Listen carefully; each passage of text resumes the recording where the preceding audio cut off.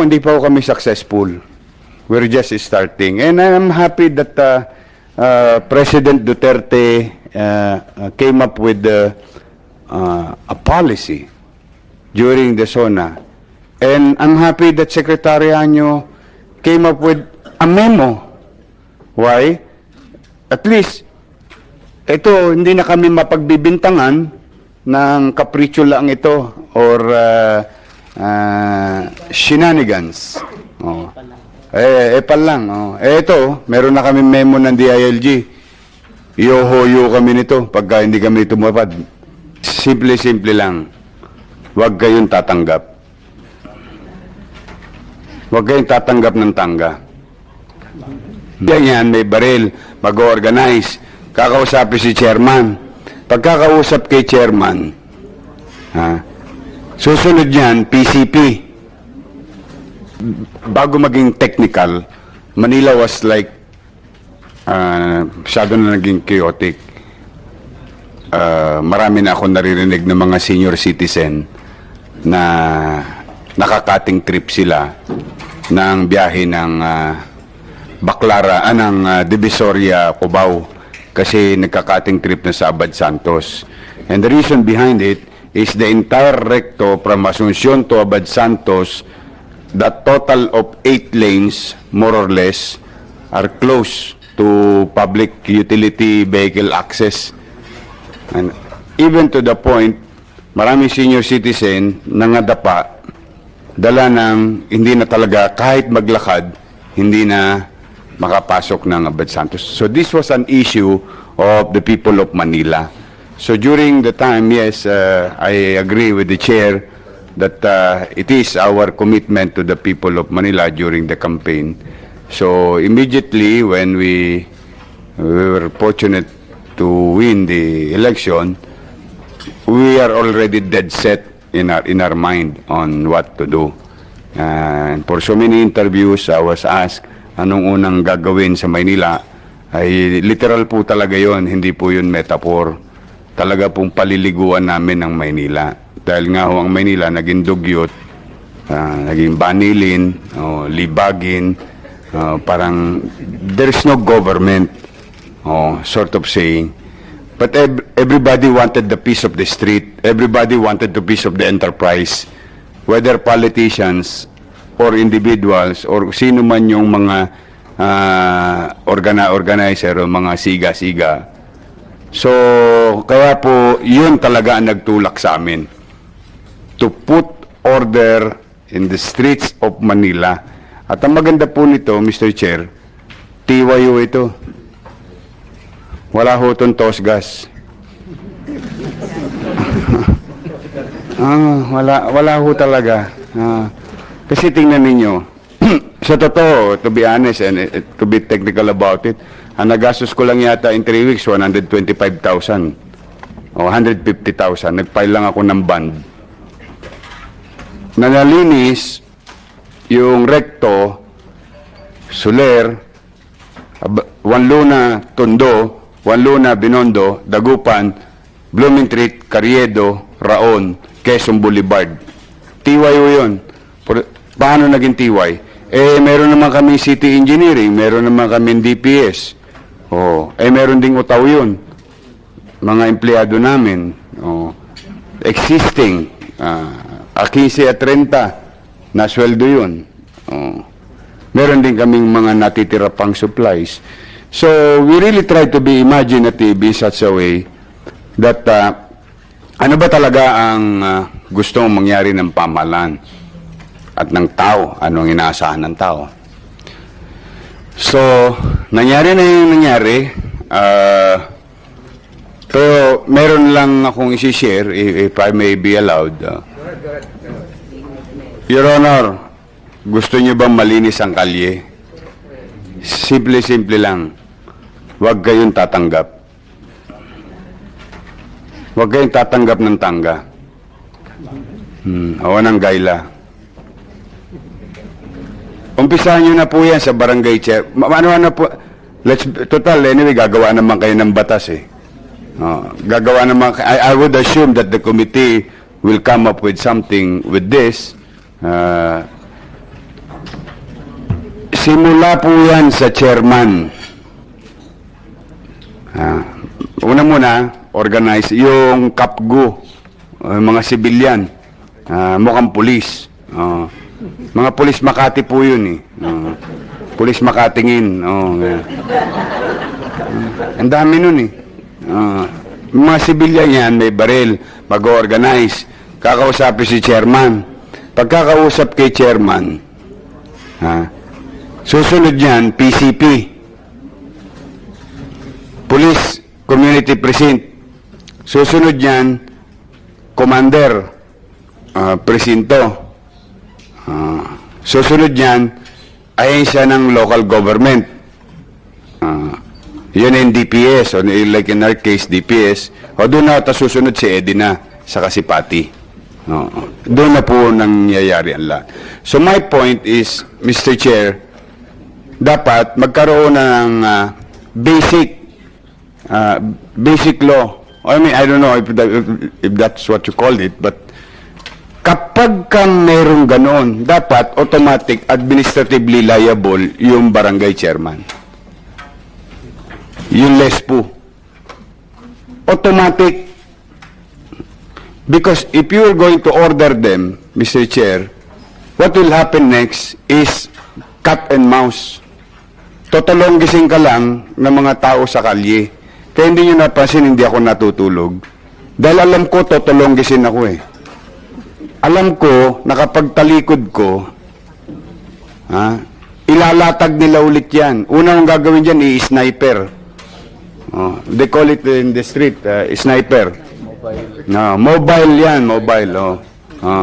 Pwede ho yan, isang parang kumot or tarpaulin, nyanyanggayin lang yan pagka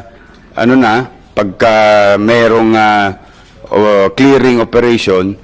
Pag iskerda ng clearing operators, latag na sila. Mapapagod yung gobyerno, mapapagod yung pamahalaan. Yung dating sniper, magkakatarima na yun. Yung lamesa. Yung tarima, komportable na. Susunod doon, magkakabodega na. Totoo po yun. Tapos susunod doon, magkakabanyo na siya. You can see, Juan Luna, you should see, wag na kayo lumayo sa City Hall ng Manila. I know some of you went to City Hall of Manila. Just 50 steps away, yung Taytay Island namin. Ito, opisina ng mayor, nandiyan dyan, no? 160 na bahay, bodega, tindahan, kubeta, in a park. So my point is, kaya kailangan po, Chair, Mr. Chair, siguro, pag nag-exist, administratively liable kagad yung barangay chairman at saka yung police bago pa umakyat yung responsibilidad sa alkalde. Kasi po bakit? Katulad namin, 43 million square kilometer with thousands of streets with 896 barangay, about 10,000 barangay official, and we have 20,000 barangay tanods in the city of Manila. More, and we are being surrounded by creeks, rivers, and the bay. Mas nakakaawa po ang Quezon City, mas malaki po sila. 3 doble po ang Quezon City, kaya nakakaawa ang Quezon City government talaga in terms kung babantayan. Now, I think it's high time to create a law. I don't know, ayoko pong pangunahan ng Senado. Merong nakalatag. Napicturan, nakalatag. Bukas, suspendido na si chairman. Yung LESPO, iskerda na. Tapong ka na. Bakit? May batas eh. Ngayon kasi ang gagawin mo, Mr. Chair, wag taka doon sa Didi, pusa pare, yung commander mo dito, lipat mo muna to, tigasang ulo.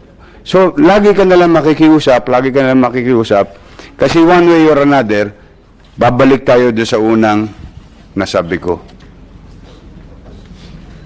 Tanggal lang yan, Mr. Chair. Yan ang bunot dulo ng lahat yan.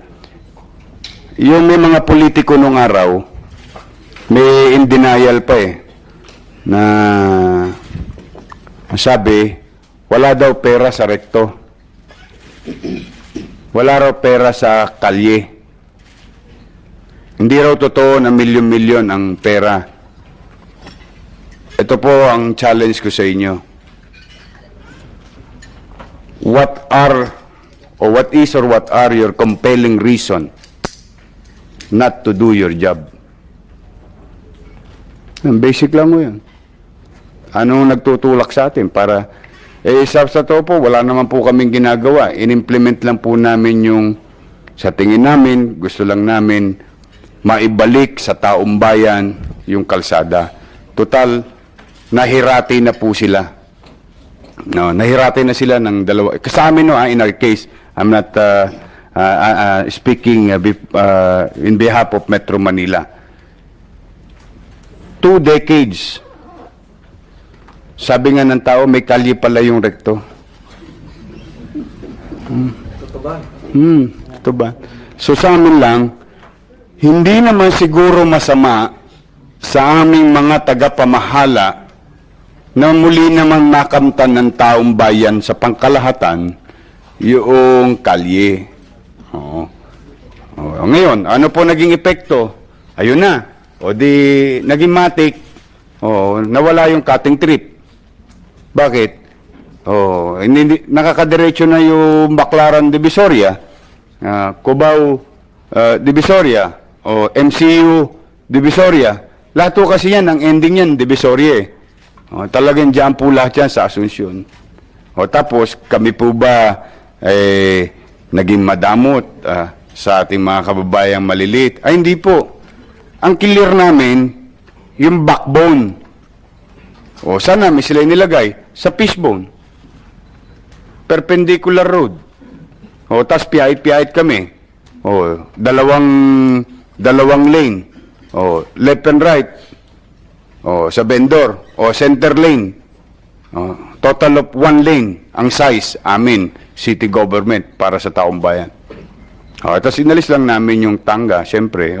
Alam mo naman dyan, talagang marami pa rin na mga enterprising individual. So really, hindi pa kami successful. We're just starting. And I'm happy that President Duterte came up with a policy during the SONA. And I'm happy that Secretary Anyo came up with a memo. Why? At least, ito, hindi na kami mapagbibintangan ng kapritsyo lang ito or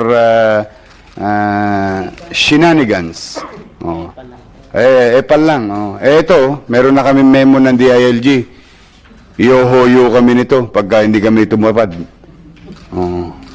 Kumbaga, kaya ako kami natutuwa sapagkat ngayon po, ang nangyayari, nagiging pangkalahatan na. Kaya sa ating mga manunood, sa ating mga kababayan, ang MMDA, naatasan na rin, ang DILG naatasan na rin, ang local government. So, kaya siguro, the best way to do it, kung talagang desidido tayo, once and for all, Mr. Chair, basta nag-exist, ganun na lang, nag-exist, automatic, strike one. Maniwala kayo, there is 44,000 barangays. 42,000 barangays all over the country, 1,600 LGUs. It's really hard to, pag sinabi nating testing muna, tikim-tikim, lalo lang lilito. Dapat to talaga, there must be certainty so that we, in the local government unit, following one direction. So, yun po, Mr. Chair, yan po